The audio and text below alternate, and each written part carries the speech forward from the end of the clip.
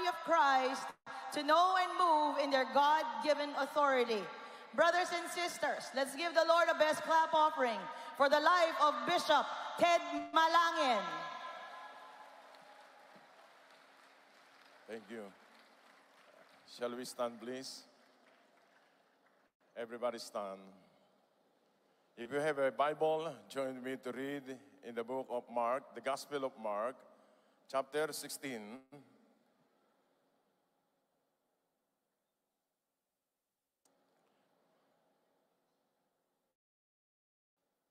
Verse 15. Mark chapter 16, verse 15. Lagay muna natin sa verse 15.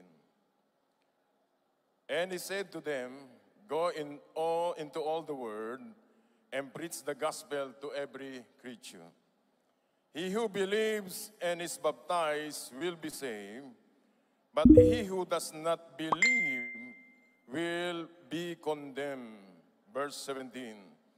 In these signs will follow those who believe.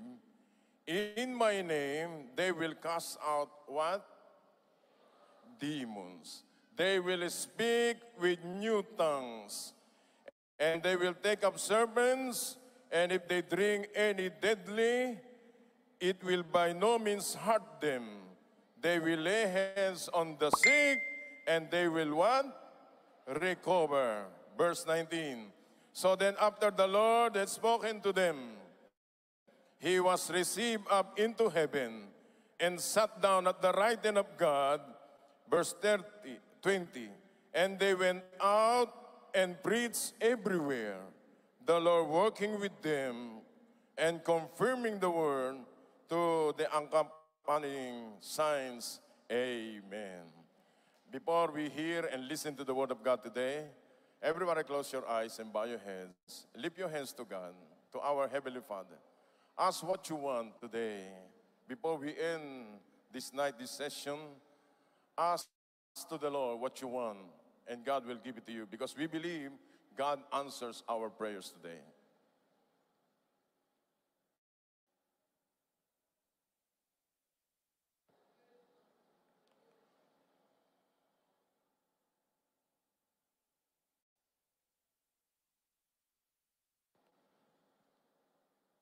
Tayo manalangin. Ang maraming Diyos na makapangyarihan sa lahat, na may gawa ng langit at lupa, ang Diyos na ngayon nakatunghay sa lugar na ito.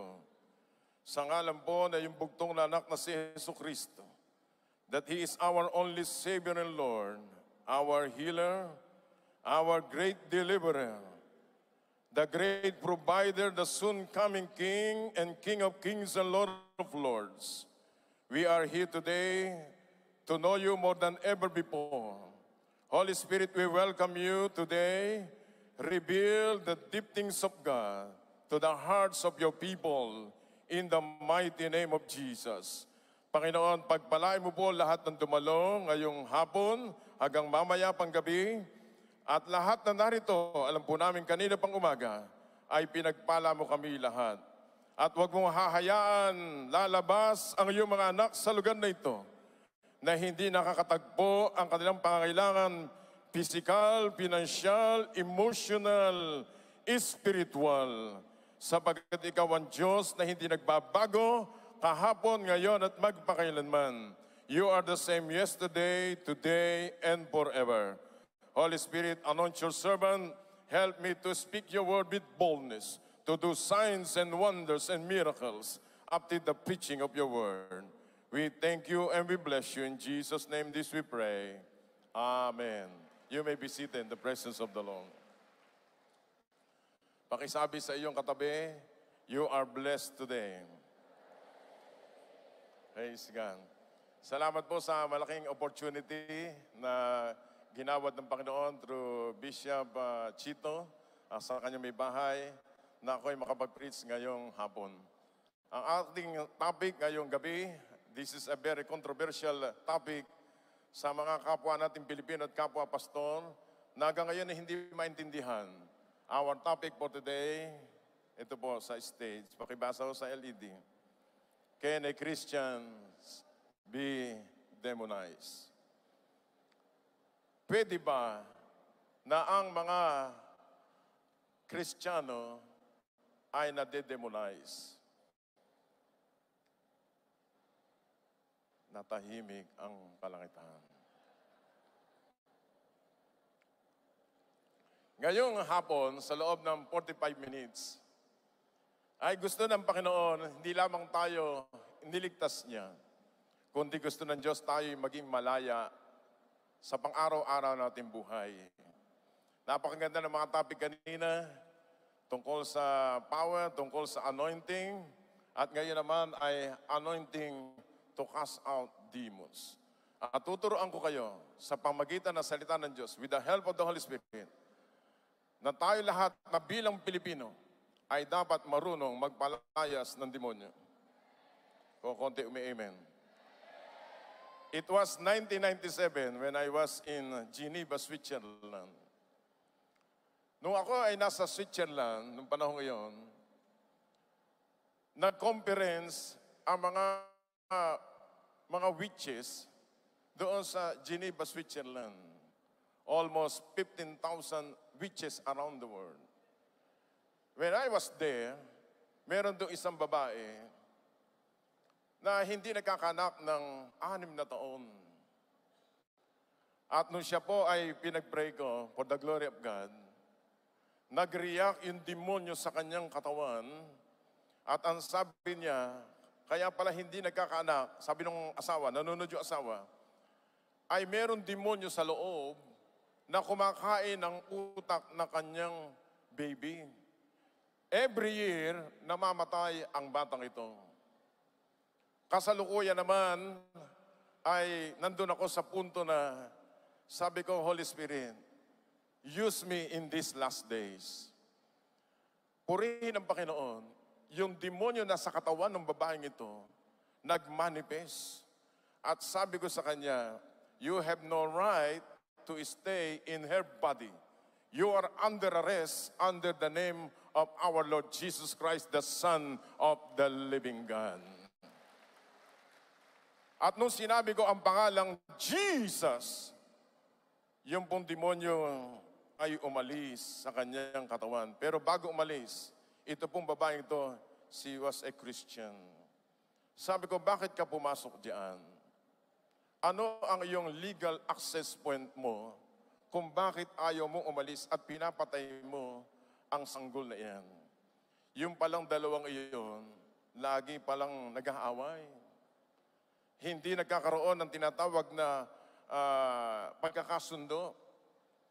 Ngayong hapon, tuturo ko sa inyo, bakit ang maraming Kristiyano sa panahon ito, matagal ng Kristiyano, hindi nakakalaya sa kanilang spiritual na pamumuhay bilang mga anak ng Diyos.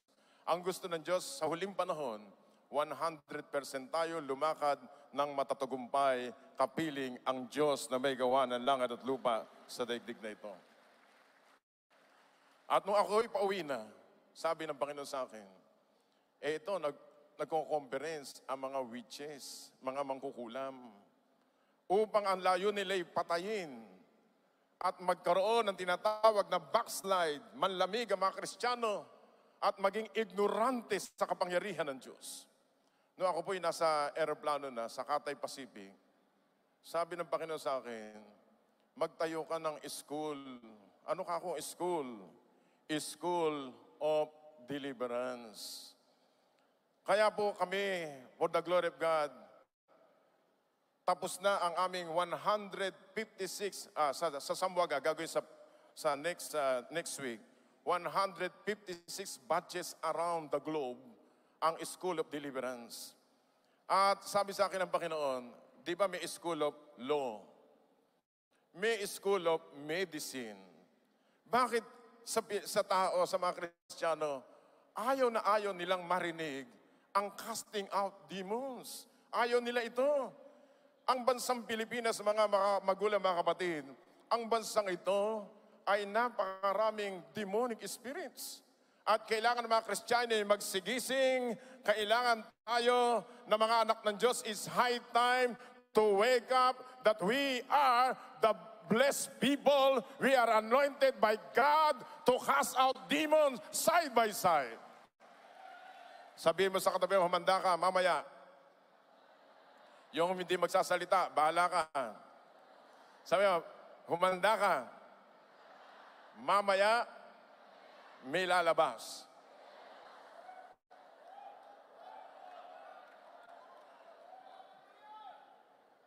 Can a Christian be demonized? Pakilagay sa screen. Can a Christian be demonized? What is my answer according to the Word of God? Pakilagay mo, next slide. The answer is no. The word possess, when you read the King James Version, the word possessions in the Greek language means daimonosimai. Ibig sabihin, to influence with. When you say possession, mean ownership. Kaya ang mga Kristiyano, hindi po napoposes. Na-impluensyahan ng demonyo. At kailangan yan matanggal sa mga anak ng Diyos ngayong gabi. To influence of demons. Halimbawa, sa bansa natin, this country is democratic form of government. Pero hindi lahat ng bundok ay ng gobyerno. Bakit? Merong mga kaaway. Sa buhay natin ganun din. Born again Christians tayo, 100%. Bakit minsan tayo ay naggagalit, sumasama ang loob, nagnanakaw ng ikapo, nangloloko ng ating kapwa? Merong espiritu na nakababaw sa ating espiritu. At kailangan yan, bago dumating si Jesus, lahat tayo'y dapat makalaya. At ito'y libre ngayong gabi sa lugar na ito. Palakpakan natin ang Panginoon. Yung malakas pumalakpak, makakalaya ngayong gabi. Sumigaw na malakas na hallelujah! So, can a Christian be possessed? The answer is no. The demon spirit cannot own them. Can a Christian be demonized? The answer is yes. They can be influenced by demons at varying degrees. Degree yan. Number 1, degree. Number 1, infestation. When you say infestation, demons around the person. Sino to? Ito yung mga manunukso. Sasabihin sa iyo, huwag kang magbibigay. Sabi nung katawan mong makalaman, oo nga. Huwag kang dadalo. Napakasarap matulog ngayon. Oo nga. Merong tinatawag na temptation. Sige, may magandang babae. Wala nakakakita sa iyo. Tinutokso ka. Ang tawag doon, infestation. Sino kaya dito yun? Sa Luke chapter 6 verse 18, ang tawag dito yung begs, as well as those who were tormented with unclean spirits, they were healed. The word tormenting spirit means begs. Ano sa Tagalog yon? Sa ibang translation in the Greek, begs means iniinis ni Satanas. Kaya yung mga taong nangiinis, may karga.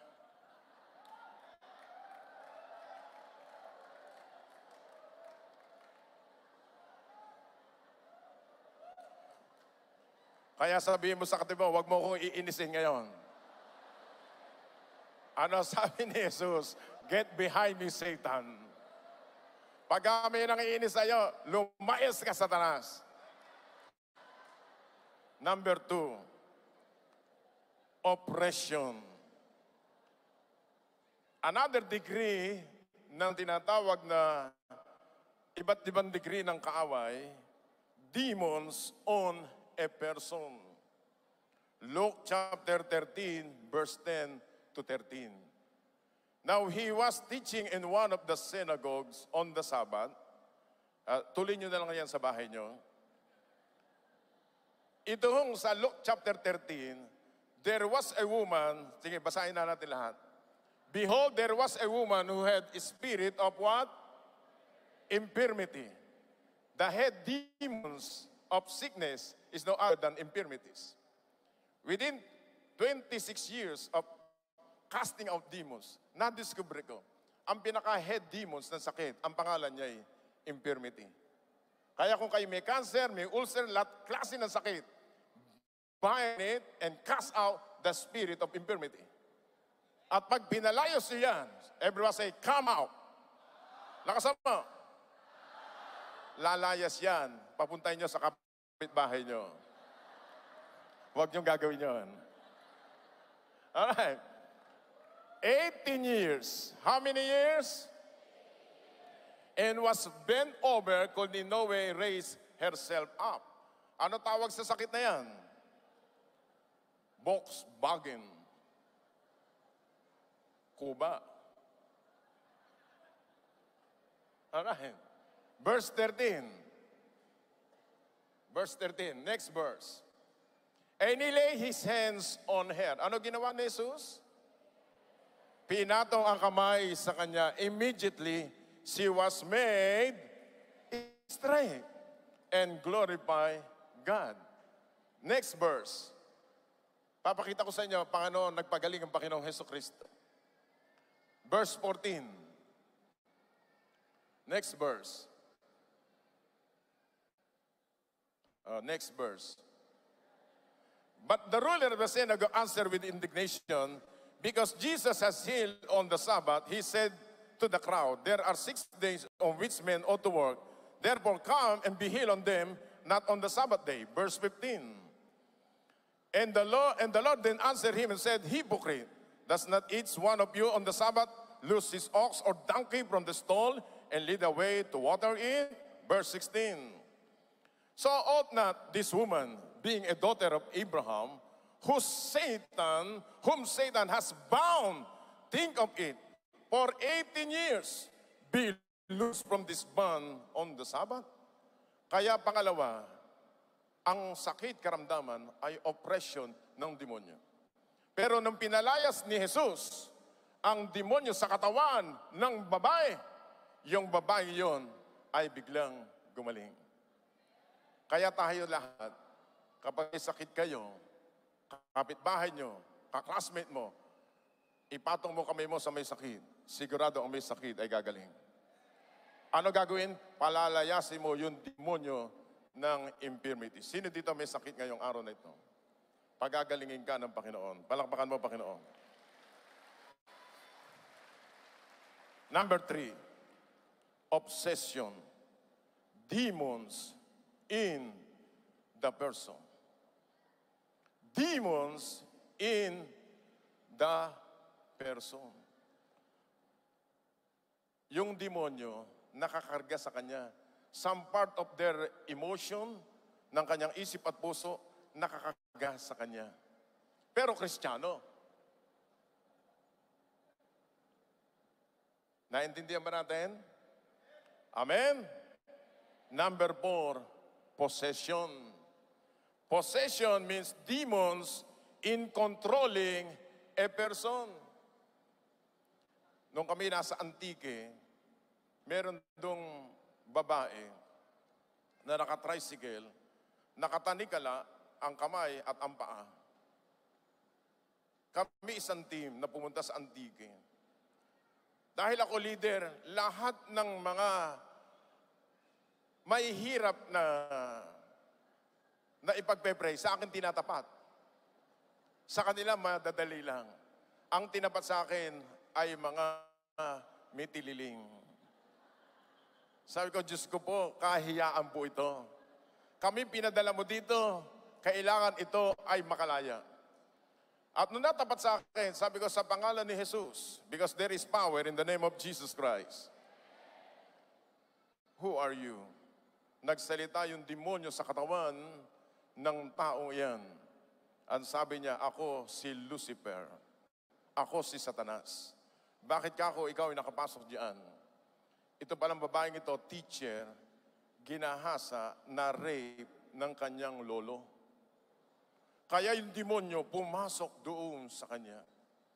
Kayo pong mga nanonood sa live ngayon, kung kayo may problema at suliranin, na napakatagal na suliranin, hindi magkaroon ng tinatawag na kalutasan, you need deliverance in your life. Jesus Christ is the same yesterday, today, and forever. Hanggang ngayon, si Jesus ay nagpapalaya ng mga nabihag ng kaaway. Palakpakan natin ang Panginoon. Ngayon, ako'y nag-aaral sa Asian Theological Seminary noong panahon ngayon. At nung mabalitaan ng aking mga guro na I did signs and wonders and miracles, especially casting out demons, yung 70 estudyante pinadala doon sa akin sa Giginto. At gumawa sila ng tinatawag na thesis na ang pamagat ay Can a Christian be demonized?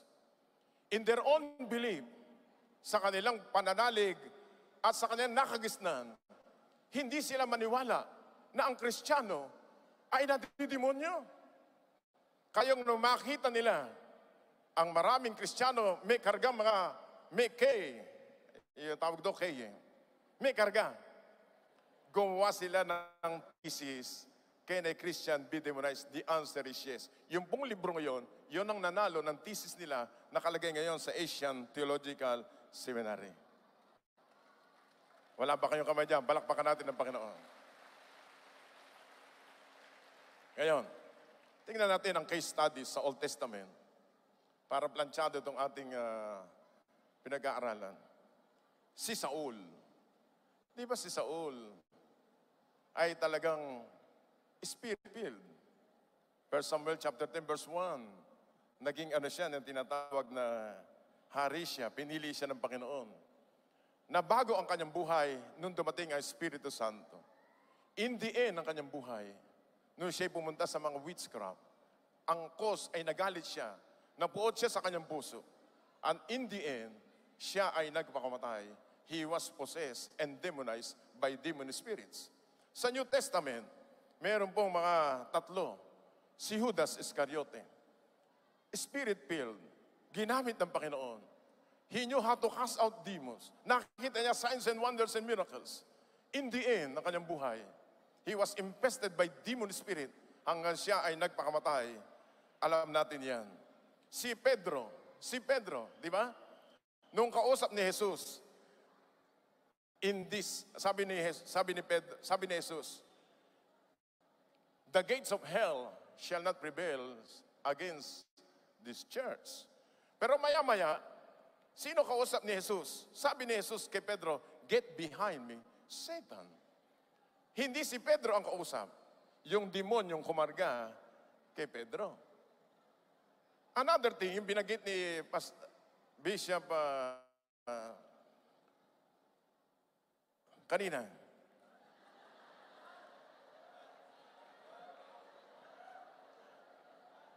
Bal. Akala mo nakalimutan ko, ha? Na-delay lang. Thank you. Si Ananias Sapphira, spirit-filled, kinargahan ni Satanas. Ladies and gentlemen, in these last days, if you want to walk in the spirit realm and under the anointing of the Holy Spirit realm, kailangan surrender your life to the Lord. If you are a pastor or leaders, gusto mo anointing ng Panginoon, kailangan malinis ang puso natin sa paglilingkod sa Panginoon. Palakpakan natin ang Panginoon. Common reasons how people get demonized. Mga dahilan kung bakit ang mga anak ng Diyos ay na-impluensya ng demonyo. Number 1, during child dedication to pagan, God, or satanic cults. Noong tayo bata pa, hindi pa tayo born again, sino dito mga Katoliko dati? Lahat tayo. Di ba tayo ipinanganak, kuminsan, yung pangalan mo, inilapat o ginaya sa santo. Tama ba? Kaya pag ang pangalan mo yung Ninyo o Santa Maria, San Jose, iandog ka doon sa Diyos, Diyosan ng ating bansang Pilipinas. Ang tawag diyan, meron tinatawag na indulgence spirits. Iyan ay kasama mo. Maliban na isuko mo talaga ang buhay mo 100% sa Panginoon. Kaya napakarami naming diniliber, nilagyan ng Maria, etc., etc. May karga pa lang ni Santa Maria. Kaya pala siya naghihirap. Alam mo, sa susunod, kung lolobin ng Diyos, di pa magra-rapture, ituturo ko sa inyo kung lolobin ni Bishop Chito, na ako'y kumbidahin. Tuturuan ko kayo deliverance from poverty. Natuklasan ko pala yung espiritu ng kahirapan sa sambayan ng Pilipino. Mga demonyo pala yan. Dapat yan pinapadala sa ibang bansa. Amen.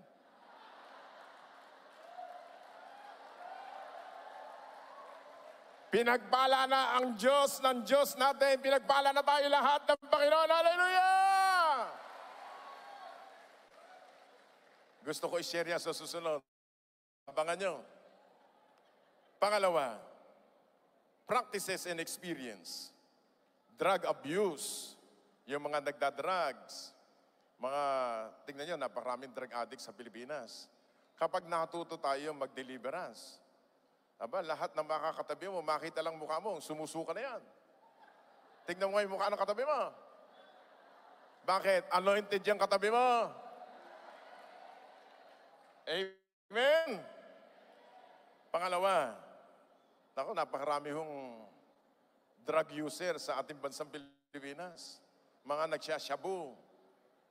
Ano pa? Etc. Pangalawa, homosexual and lesbian practices. Ito ho, para po sa mga nanonood ngayon, mahal po kayo ng Panginoon. Ito ang walang asawa na dumadamit nanganganak. Pero kailangan po talaga deliverance. Meron kami miyembro na nandiyan, ang pangalan po niya ay Madonna. Nung na-deliver, ang pangalan niya ngayon ay Mario. Matapang na tao.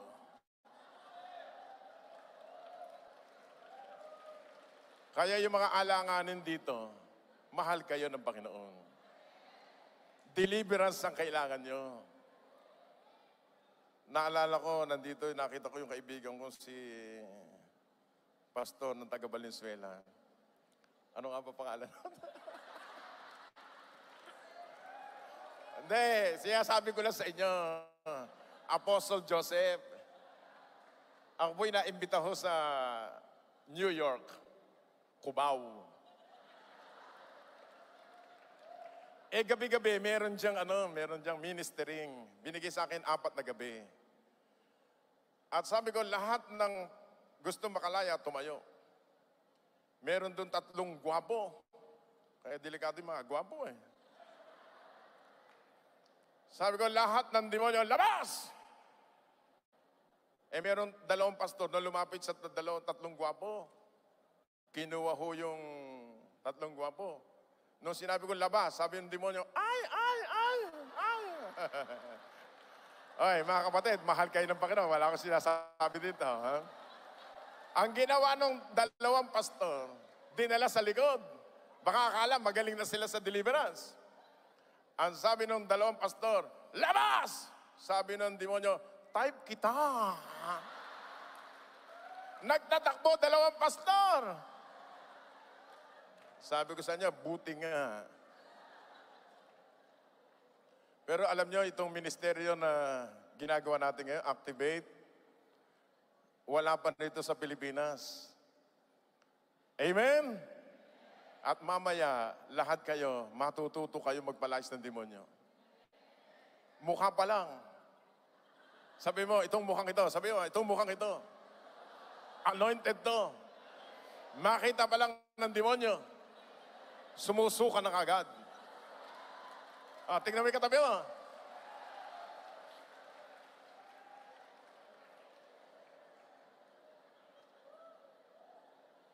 Pangatlo, sexual abuse. Ito yung mga naabuso. Ito entry point ng demonyo sa kanyang katauhan, sexual abuse. Pang-apat, alcoholism. Noong ako ay nasa Paris, sino na napunta sa Paris? Kung wari, napunta tayo lahat. Amen! Ako'y speaker doon. Bago ko magsalita, sabi ng mga pastor doon, Boss, Bishop Ted, bawal bang uminom? Ay, sandali muna. Bakit mo ko tinatanong bawal uminom? Ganito gagawin natin. Pagka sinabi ko, lahat ng espiritu ng alak, magsilabas kayo. At pagka lumabas lahat, ibig sabihin sa demonyo yan. Okay? Deal. Ang Bible study 10:30 ng gabi. Dahil malamig doon, sila'y nainom ng red wine, kung ano-ano nainom. Mga lingkod yan ng Panginoon. Sige, Yoko, pigit. Lahat ng demonyo ng espiritu ng alcohol, mula dito hanggang dulo, labas. Nagsigawan lahat ng pastor, may kargang demonyo.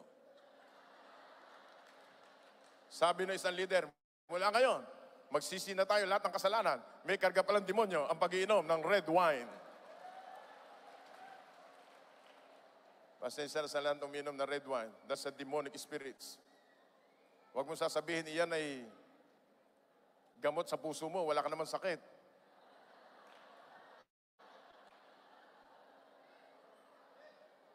Di ba kayo nagsawa nung kayo hindi pa born again? Laklak dito, laklak doon. Hanggang gusto nyo pa, hanggang ngayon, born again na kayo, gusto nyo pang tikman? Shame on us. Amen? Kailangan hindi tayo uminom na alak, uminom tayo ng kapuspusan ng Espiritu Santo at malasing tayo sa Espiritu ng Panginoon. Amen! Palakpakan natin ang Panginoon. Hallelujah! Number 3, inheritance. Ang tawag dito, yung ating forefathers, meron tinatawag na under curse.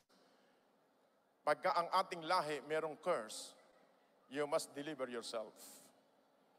Ang aming lahi, pagka 60, 70, nalulugi sa negosyo, nababankrupt. Ako mismo, bilang pastor, tama sabi ni Bishop Bal, alam ko na pangalan mo. Ang mga pastor nagsisimula ng 20, 1,000, 100, pag nagsisimula, sabi ko, ako'y pastor. Bakit ang hirap-hirap ko?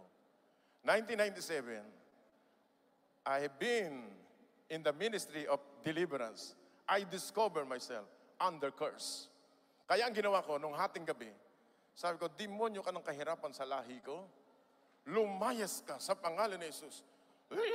Merong bumunot sa aking kaluluwa sa tulong na Espiritu Santo. At nung ako'y nagdi-deliver, ako'y sumusuka. Meron naghagi sa akin ng hollow block doon sa harapan ko. Ang ginawa ko'y nagtatakbo ko, pumasok ako ng bahay. Natakot ako. At sabi ng Holy Spirit sa akin, balik! Harapin mo ang demonyo ng kahirapan. Mula noon, na-deliver ako. Ako'y pinagpala ng Panginoon Diyos. Yung malakas pumalakpak, may mangyayari sa kanya.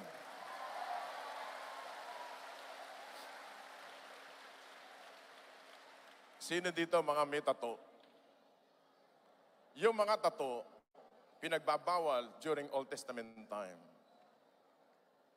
Kailangan yan sa deliverance din.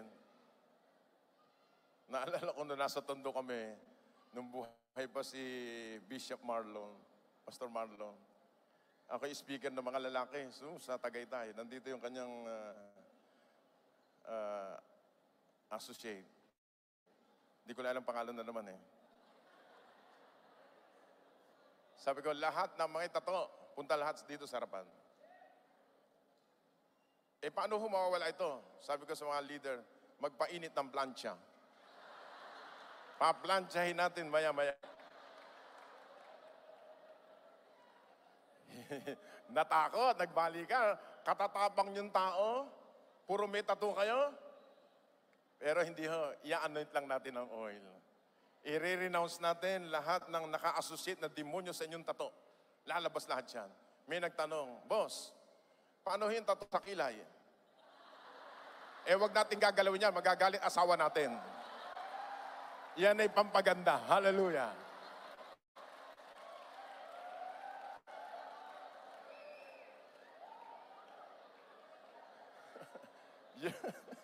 yun, yun lang tatos. Di ba pag nung kami nangangara sa bilangguan, nakakita ba kayo ng comics na naglalakad? Doon sa bilangguan. May sawa, merong leon, merong mga agila nasa labas. Ang tatapang nila. Pero pag nasa loob na ng bilangguan, ano yan? Ano yan? Sawa ba yan? Sawa? Hindi. Bulati to. Bulati. Yan, leon ba yan? Leon? Hindi. Tuta ito. Tuta. Ang tatapang sa labas, pag nasa loob, mga duwag na. Tayo ho, mga kapwa ko, kamanggagawa sa Panginoon. Kailan mo pa isusuko ang buhay mo? Amen? Itong ministry ito, regalo ng Diyos sa bansang Pilipinas. Palakpakan natin ang Panginoon. Hallelujah! Ngayon, may oras pa ako. Ano sphere of contact? Basic pattern of demonization. Paano ito nakakapasok? The basic pattern of demonization, number 1, sphere of contact through eyes, sa magitan ng mata. Mas lalo ngayon, rampant ang YouTube ngayon. Kung ano-ano napapanood, di bali kung Kristyanismo o Kristiyano ang napapanood natin. Kaya makita maraming mga kabataan, mga bata pa lamang, addict na sa internet. Nakakita ba kayo ng batang ngayon marunong magtagalog? Wala nang batang marunong magtagalog ngayon. Puro English. Bakit? English yung napapanood doon eh. Kaso okay lang ngayon. Ang masama, ang napapanood, yung mga gawa ng mga witches. And dami namin na-deliver. Sphere of sa mata. Pangalawa, sa ears, sa tenga, sa mouth. Kaya yung ating mga bibig, this year 2024, iingatan natin ang lumalabas sa bibig natin. Do not curse your children. Kayong mga magulang na nandito, kapag sinabi nyo sa anak nyo na masama at hindi maganda, yan ay tumitimo sa isip ng inyong anak at tumatama sa kanyang kaluluwa, kaya siya nagiging ganun. Pang-apat, nose and touch. Pathway of entry. Ano pathway of entry? Prolong contacts to sin. Kapag hindi mo sinusurrender ang buhay mo, matagal na nasa iyo, tinatago-tago mo, isang araw ipapahiya ka ng Panginoon. Pero alam mo kapatid, dinisign nyo ng Diyos ang Activate 10 na ito, para ngayon pa lamang, surrender the strongholds in your life. And God will deliver you in the name of Jesus Christ, the Son of the living God. Alam mo, pag hindi ka umamin, may aamin sa iyo. May isang pastor, nag-deliverance kami sa Quezon Province. OJT, after the School of Deliverance, 2 gabi. Sige, patong mo kami mukha ko dyan. Ako teacher mo. Pagpatong sa ng kamay niya, doon sa mama, na may kargang demonyo. Ang sabi ng demonyo, hindi mo ko kaya.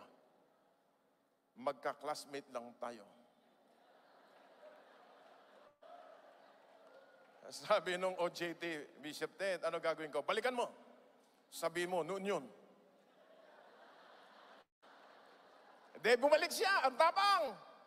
Nasusulat. Noon yun. Sabi ng demonyo, hindi, hanggang ngayon pa.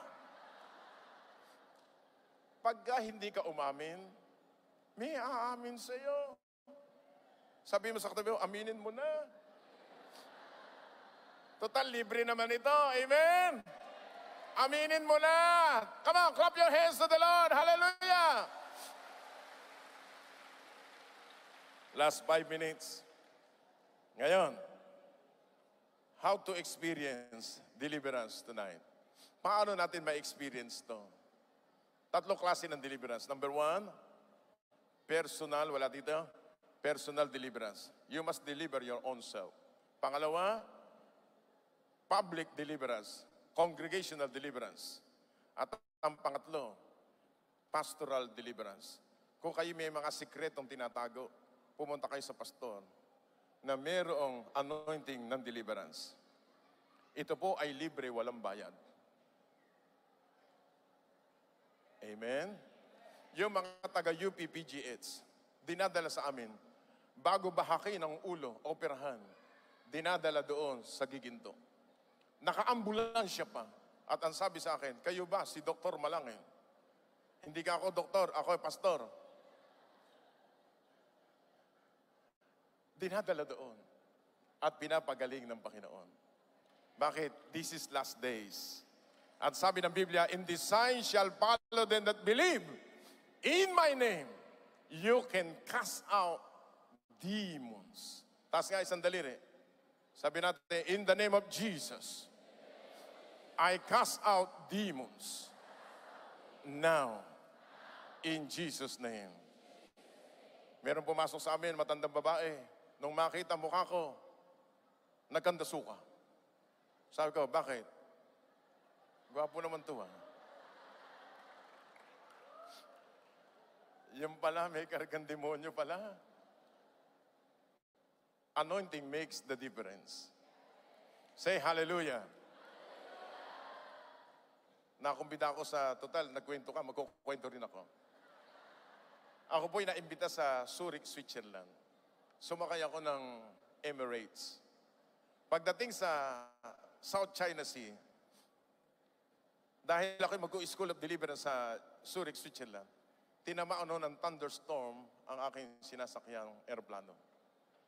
At sabi ng piloto, we are going back to Manila for emergency landing. At ang sabi ng demonyo sa akin, papatayin na kita. At pakakain ko sa pating ang iyong katawan. Malalaman ko ba yun pag kinain na ako ng pating? At ang sabi ko, Panginoon, gusto ko pong kunin po yung mikropono bago kami bumulusok. Kasi umamoy yung aming aeroplano Nasira talaga. Gusto ko pong mag-share na ebanghelyo. Hindi ako makatayo. Sabi ko, Panginoon, ano ba itong nararamdaman ko? Anointing ba ito? Sabi ng Diyos sa akin, nervous siya na.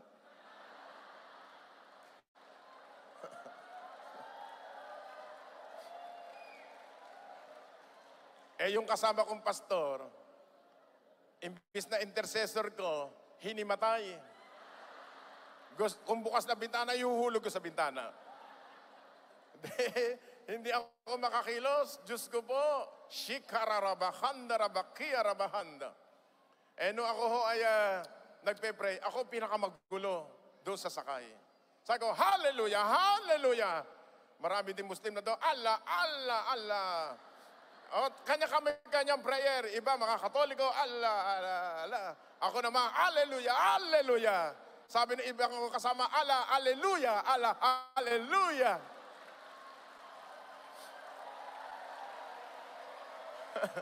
Doon sa harapan ko, meron doon dalawang mag-asawa. Keep your mouth shut.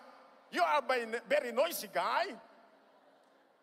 What's your business? Well, my business is to cast out demons. What? What church you belong? I belong to Full Gospel Church, Charismatic Church. Oh, that's why you're very noisy. How about you guys? I'm a Baptist. Oh, that's why you're very silent today.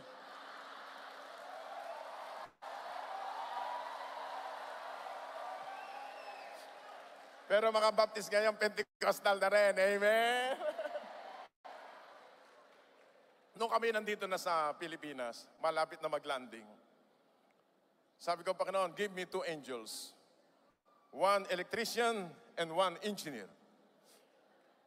Puri ng Panginoon na maglalanding na kami, sabi ng piloto, it's a miracle. Bisaya yata yung piloto, it's a miracle. Hindi na tayo maglalanding, we are going straight to Dubai. At nung nandun na kami sa Dubai, naglanding na, palakpakan lahat ang mga tao.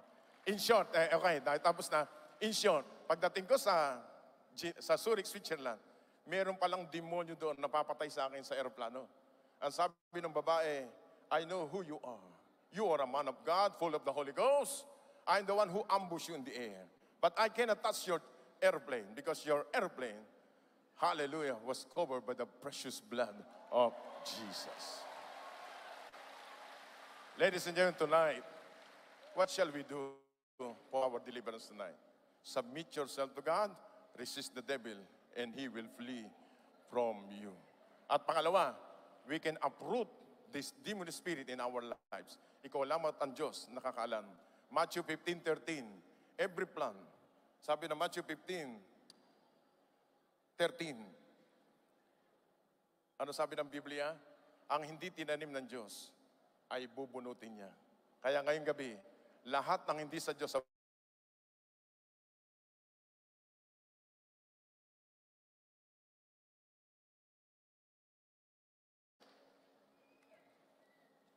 praise the name of the Lord.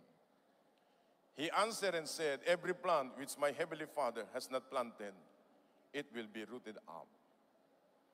Kayong mga nandyan sa likod, sa harapan, kaliwa kanan, ano man ang struggle nyo ngayong gabi, aalis yan sa gabing ito. At pag-alis niyan, at makapaglilingkod ka sa Panginoon. Follow this simple prayer after me. Say this word, Lord Jesus, ikaw ay naparito sa lupa. Hindi lamang po ako iligtas, kundi gusto mo ako'y palayain. Tonight, Lord Jesus, set me free from this bondage. I believe you are here tonight as my deliverer. Lord, forgive all my sins that will hinder my deliverance tonight. I submit myself to you. I confess all my sins, my wicked ways, my iniquities. Kung ako may tinatago, ngayong gabi, ikaw lamang ang nakakaalam nito. Ako'y patawarin mo. Thank you, Lord. I receive your forgiveness. And I renounce all demonic spirits in my body, in my soul. Starting tonight, in the name of Jesus. And I uproot all curses in my life, all curses in my family. I uproot it in the name of Jesus. Come out in Jesus' name. Amen. Ilagay yung dalawang kamay sa ibabaw ng tiyan. Close your eyes and bow your heads. No prayer at all. I want to pray for you for deliverance. Okay? Pati sa inyong lahi, ikang-apat na henerasyon, we will cast out tonight. In the name of Jesus of Nazareth. No music, please. I rebuke any demonic spirits in your body, in your soul, in your spirit right now. Come out one by one. In the name of Jesus. Right now, by the Spirit of the Lord. No music, please. Be ready. The Spirit of the Lord is moving tonight. Any demonic spirit of curse, come out one by one by the Spirit of the Lord. Get out. I say get out. In the mighty name of Jesus. Spirit of cancer in your body. Cancer. Get out. Anger.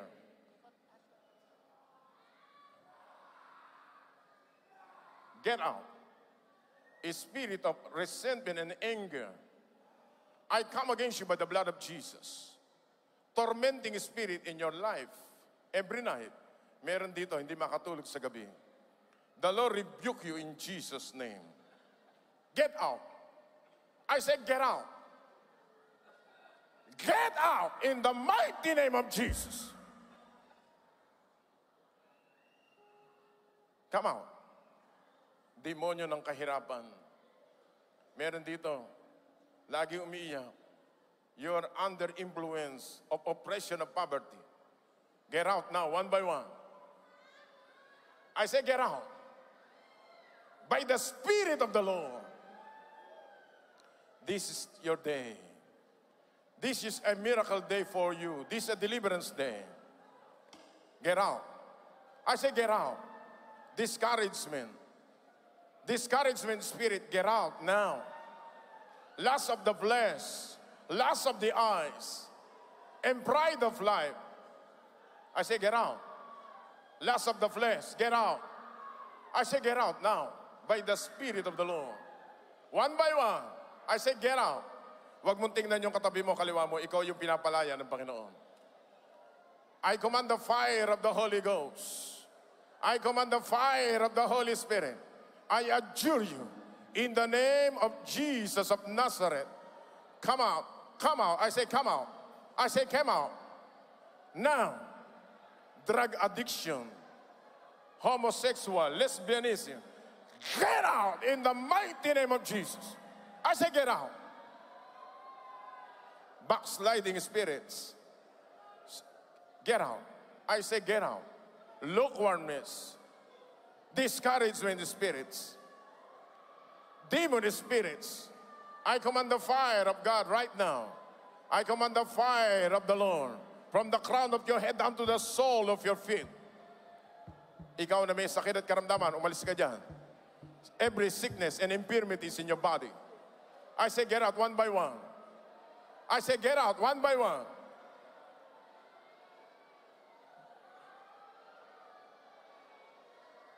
I say get out. Sige, get out. Kayong mga nasa taas, sa baba, sa likod. The anointing is here in the name of Jesus of Nazareth. Sige, get out. I say get out. In the name of Jesus of Nazareth. Lahat na may sakit at karamdaman, ilagay yung kamay nyo sa inyong katawan at may sakit. Demonyo ng sakit sa ulcer, cancer, sakit sa puso, high blood, hypertension. You are spirits, get out now in the mighty name of Jesus. Okay, one by one. Meron kayong mga asset dyan, binibigyan kayo ng plastic bag. All demon spirit, Lord, send forth your warring angels. Send forth your ministering angels to minister them also in the name of Jesus. You spirit of headaches, high blood, hypertension, in the name of Jesus. Lust of the flesh, lust of the eyes, and pride of life. Get out one by one. Now, I say now. I say now, get out. Under the name of our Lord Jesus Christ, the Son of God, the Spirit of the Lord rebuke you now in the mighty name of Jesus. Sige, labas. Magsilabas kayo isa-isa. Get out one by one. There is a deliverance anointing in this place tonight in the name of Jesus.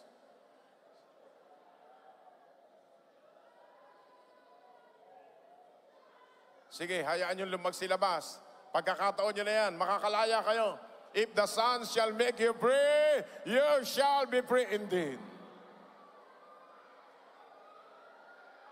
Okay, labas. I say, come out now. In the name of Jesus. In the name of Jesus of Nazareth.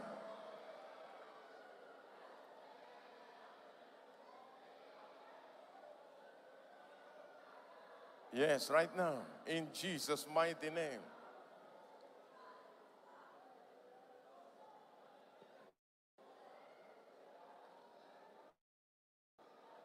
Last prayer. Ilahad ang kamay sa mga may pangailangan sa pinansyal. Lahat ng demonic spirits, ng financial difficulties sa inyong lahi, umalis kayo lahat dyan. Inuutosan ko, it is a spirit of bankruptcy and financial difficulties. I rebuke you right now. Get out, one by one. I say, get out in the mighty name of Jesus. A spirit of poverty, a spirit of indulgence in your family, in your clans, in your lineage. Get out in the mighty name of Jesus.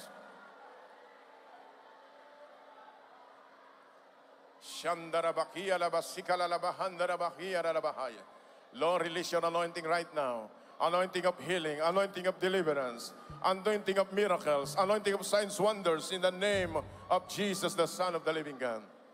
At kayo lahat, habang kayo nakapikit, ay pinapalaya ng Panginoon. Pinapalaya ka ng Diyos ngayong gabi because God is here today. Thank you, Lord. In Jesus' mighty name, amen. Amen. Hallelujah. Lahat ng pinalaya ng Panginoon, sumigaw ng pinakamalakas na Hallelujah!